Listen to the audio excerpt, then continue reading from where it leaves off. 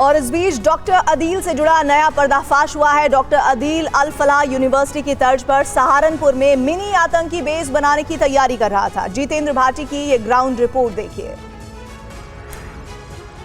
Doctor Shaheen है, जिन्हें madam सजन भी कहा जाता था, उनका जो भाई था परवेज, वो कुछ साल पहले सहारनपुर में क्लिनिक चला चुका था और शायद उस वक्त जो उनका आंकड़ा इकट्ठा किया था उसी का इस्तेमाल कर कोशिश की जा रही थी कि सहारनपुर में भी एक अल फलाह की तरह मिनी बेस बनाया जाए। इसी को लेकर के अब इनपुट सामने आ रहा है कि सबसे पहले वी ब्रॉस अस्पताल में डॉक्टर अदिल ने वहाँ पर नौकरी शुरू करी और वहाँ लोगों से मिलने जुलने की कोशिश करी, लेकिन वहाँ का प्रशासन ज़्यादा सख्त था, जिसकी वजह से अदिल ने महज 3.5 महीने में ही वहाँ से नौकरी छोड़ दी और अगला ठिकाना बनाया यही फेमस मेडिकेयर अस्पताल, जहाँ पर उसकी कोशिश थी कि वो अपने ही तरह के विचार वाले लोगों को इकट्ठा करे। और यहीं से बता रहे हैं कि कुछ डॉक्टर से दोस्ती भी हो गई थी, अपने यहाँ शादी में भी बुलाया था और उन्हीं की मदद से वो आगे अपने नापाक मंसूबों को अंजाम देना चाहता था।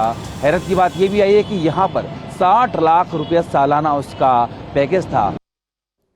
और इस बीच डॉक्टर अदील से जुड़ा नया पर्दाफाश हुआ है। डॉक्टर अदील अल फलाह यूनिवर्सिटी की तर्ज पर सहारनपुर में मिनी आतंकी बेस बनाने की तैयारी कर रहा था। जितेंद्र भाटी की ये ग्राउंड रिपोर्ट देखिए। डॉक्टर शाहीन है, जिन्हें मैडम सजन भी कहा जाता था, उनका जो भाई था परवेज, वो कुछ साल पहले सहारनपुर में क्लिनिक चला चुका था और शायद उस वक्त जो उनका आंकड़ा इकट्ठा किया था उसी का इस्तेमाल कर कोशिश की जा रही थी कि सहारनपुर में भी एक अल फलाह की तरह मिनी बेस बनाया जाए। इसी को लेकर के अब इनपुट सामने आ रहा है कि सबसे पहले वी ब्रॉस अस्पताल में डॉक्टर अदिल ने वहाँ पर नौकरी शुरू करी और वहाँ लोगों से मिलने जुलने की कोशिश करी, लेकिन वहाँ का प्रशासन ज़्यादा सख्त था, जिसकी वजह से अदिल ने महज 3.5 महीने में ही वहाँ से नौकरी छोड़ दी और अगला ठिकाना बनाया यही फेमस मेडिकेयर अस्पताल, जहाँ पर उसकी कोशिश थी कि वो अपने ही तरह के विचार वाले लोगों को इकट्ठा करे। और यहीं से बता रहे हैं कि कुछ डॉक्टर से दोस्ती भी हो गई थी, अपने यहाँ शादी में भी बुलाया था और उन्हीं की मदद से वो आगे अपने नापाक मंसूबों को अंजाम देना चाहता था।